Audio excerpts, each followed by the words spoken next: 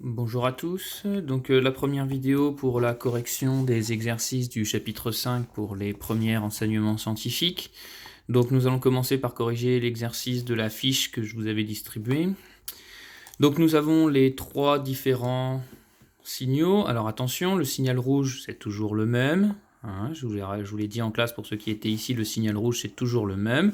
La seule différence qu'on observe c'est ici entre les deux. On va utiliser la fréquence d'échantillonnage FE1. Nous allons donc avoir les points d'échantillon tels qu'ils sont montrés ici. Et dans le document 2, nous avons la fréquence d'échantillonnage FE2. Nous allons donc avoir des échantillons qui sont représentés ici par les points tels quels. Car le document 3 sert à visualiser pour la quantification. On vous demandait dans la première question de vérifier si le théorème de Shannon est respecté pour les deux fréquences d'échantillonnage. Alors j'en fais une seule et vous irez voir la correction plus détaillée sur le pronote. Alors, premièrement, ce qu'il faut faire pour déterminer la fréquence d'échantillonnage, c'est déterminer la fréquence minimale qu'il faut respecter pour respecter le théorème de Shannon. Nous savons que pour le théorème de Shannon,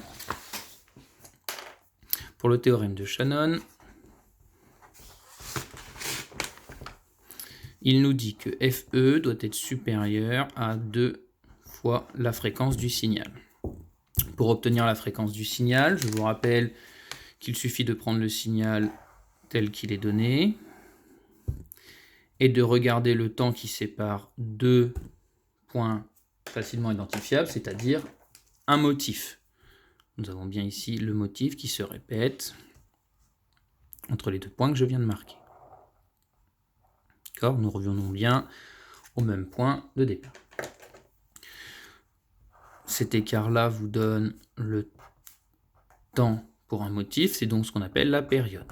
Et ici, en l'occurrence, la période est égale à 0,004 secondes. Pour obtenir la fréquence du signal, rien de plus simple, f égale 1 sur t, 1 sur 0,004 secondes. Il faut bien que ce soit en secondes, donc on fait bien attention, ici c'est le cas. Et l'on obtient, si je ne dis pas de conneries, 250 Hz. Non, attendez, 1 sur 0,004, 250 Hz. La fréquence d'échantillonnage, que ce soit la première ou la deuxième dans le cas qui nous intéresse, devra donc être au moins supérieure à 2 fois 250 Hz. FE devra donc être supérieur à 500 Hz pour respecter le théorème de Shannon. Si l'on observe maintenant, si l'on cherche ensuite, du coup, pour avoir la fréquence d'échantillonnage FE1, première chose à faire, déterminer la période d'échantillonnage TE1. Pour déterminer celle-ci, on regarde sa fiche. La période d'échantillonnage correspond au temps qui sépare deux échantillons. Les échantillons, ce sont les points qui sont représentés sur la courbe. Si je regarde par exemple entre ce point-ci et ce point-là, ici nous avons 0,0028 secondes, ici 0,0014 secondes. Pour obtenir TE, il suffit de faire la différence des deux, puisque moi ce qui m'intéresse c'est le temps entre ces deux points. Donc TE égale 0,0028 moins 0,0014 égale 0,0014 secondes. FE1 égale 1 sur TE1, 1 sur 0,0014, et l'on obtient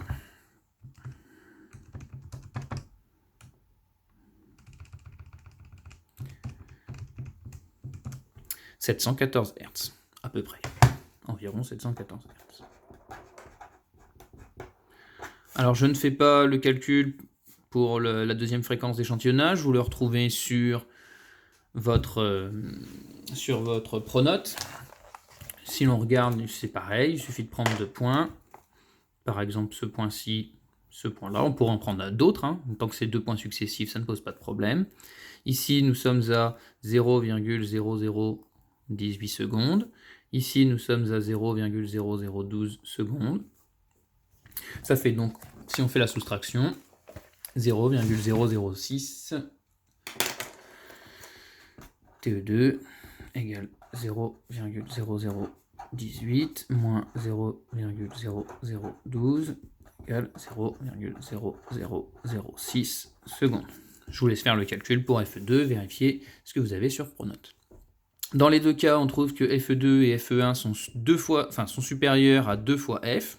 C'est bien supérieur à 500 Hz. FE2 doit être à 1667 Hz, donc on est bien supérieur à 500 Hz. FE1, 714, c'est bien supérieur à 500 Hz. Dans les deux cas, le théorème de Shannon est donc bien respecté. On vous demandait ensuite de déterminer la fréquence d'échantillonnage qui reproduit le mieux le signal analogique. Nous avons vu dans les activités précédentes que plus la fréquence d'échantillonnage était grande et meilleur était le signal. D'accord ? Je vous laisse vous reporter aux différentes activités pour ça. Donc plus elle est grande, meilleur c'est. Donc si FE2 est égal à 1667 Hz, FE2 est donc bien plus grande que FE1, c'est donc FE2 qui sera la meilleure fréquence d'échantillonnage. Pour déterminer le nombre de bits, rien de très compliqué. Il suffit de regarder le document 3 qui vous était donné. Ici, on constate les différentes valeurs que peut prendre les paliers. Nous avons bien 0, 0, 0, 0 ou alors 0, 0, 0, 1. À chaque fois, nous avons 4 nombres, donc 4 bits. Il y a donc 4 bits.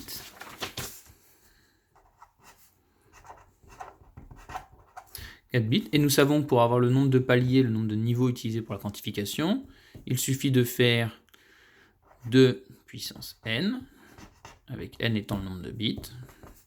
Nous allons avoir 2 puissance 4, c'est égal à 16, et nous avons donc bien 16 niveaux.